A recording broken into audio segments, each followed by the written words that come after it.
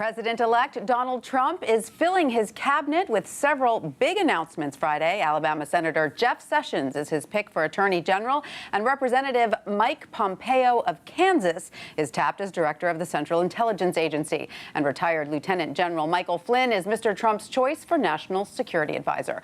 Joining us to discuss the significance of these appointments is Jerry Seib, WSJ Washington Bureau Chief. Welcome, Jerry. Thanks so much for being with us.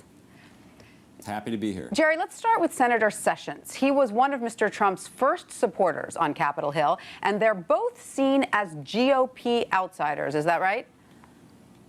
Well, to some extent, yeah. I think Jeff Sessions has been, he's obviously on the conservative side of the spectrum, and he's part of the Senate club, but has been out of the mainstream a little bit in that regard, and is particularly known as a hardliner on immigration. But he was mostly seen as an outsider over the last year or so by virtue of the fact that he was an early supporter of Donald Trump, and now we're seeing that that had its own rewards, I guess, for Senator Sessions. My sense of it was he had his pick of cabinet slots to some extent. There had been some conversation about him becoming defense secretary, but my understanding is he really coveted the job of attorney general. He's a lawyer. He was a prosecuting attorney. He was nominated once to be a judge, but didn't get that position because of some confirmation problems over comments that he had made earlier in life, in which some people thought he had exhibited some racist tendencies. So this will be controversial for that reason. Absolutely. Let's talk about the positions he might take on some key issues. You mentioned immigration, for instance. Well, yeah, and I think that's the one everybody's going to be watching for. You know, he has been a hardliner on immigration, so kind of worked more than anybody to scuttle a bipartisan agreement on immigration several years ago, what was called the Gang of Eight legislation in the Senate that would have been the immigration reform that Barack Obama wanted, that at one point Senator Marco Rubio of Florida, for example, championed. But on the argument that that legislation was not tough enough on border security and that it provided a path to citizenship for illegal aliens who are here now, Senator Sessions led the opposition to that. Now, as that issue comes up again, and it's going to, and the administration, the Trump administration, figures out what its position is going to be, he's clearly going to have a seat at the table and a big voice on how that's handled. Absolutely. And Jerry, on criminal justice issues, Mr. Sessions has been a pretty standard law and order conservative.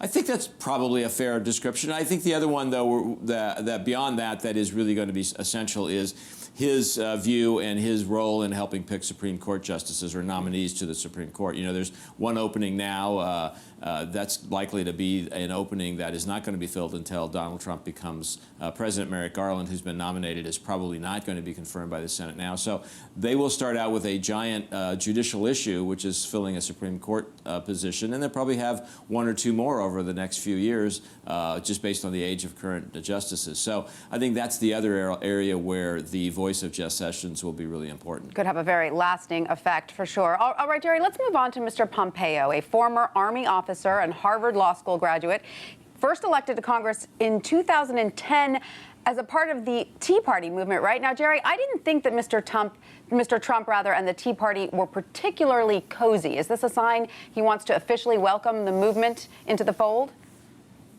Well, I don't think you could see Mike Pompeo as having this job because of his Tea Party affiliation, though he was seen as part of that movement. And you're right, there has been and still is some tension between the Tea Party movement and Donald Trump, who many in the Tea Party don't consider a real conservative. But I think the Pompeo pick has much more to do with the work he did on the House Intelligence Committee and the role he played in Benghazi hearings looking into the actions of then Secretary of State Hillary Clinton when the U.S. compound in Benghazi was attacked. That sort of set him out apart from some of his colleagues, and also probably drew the attention of the Trump team, which was also very much emphasizing the Benghazi issue. He's also been a big critic of the Iran nuclear deal and has led some of the more public opposition to that. Again, that's the sort of thing that probably attracted the attention of Trump world, because Donald Trump's been very critical of that Iran deal. So I think you have somebody who's there not less for the Tea Party connection, and more because he's a guy from the House Intelligence Committee with a military background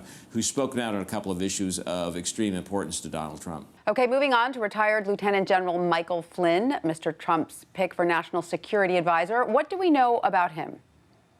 Well, you know, he's going to be the national security advisor in the White House. He used to be head of the Defense Intelligence Agency. He was a controversial figure in that role, much as the other two people we were talking about have stirred some controversy, because he spoke out very publicly and very firmly about the dangers of Islamic extremism, and in some cases, and in one case, at least one somewhat infamous case, said fear of Muslims, not just Islamic extremists was justified. He also said publicly he thought he got bounced out of his job at the Defense Intelligence Agency because of his attitudes and his outspokenness on that topic. So that's going to be a subject of some consternation to some people, but he obviously got close to Donald Trump. They seem to see eye to eye on things like how to deal with the civil war in Syria, and both have argued for a more friendly relationship with the governments of Turkey and Russia. All right. Okay. Mr. Trump previously did announce Reince Priebus will be chief of staff and Steve Bannon will be chief strategist. Any other appointments we can speculate about at this point, Jerry?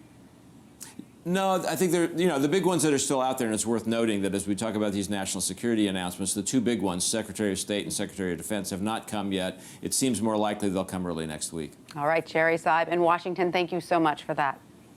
Sure.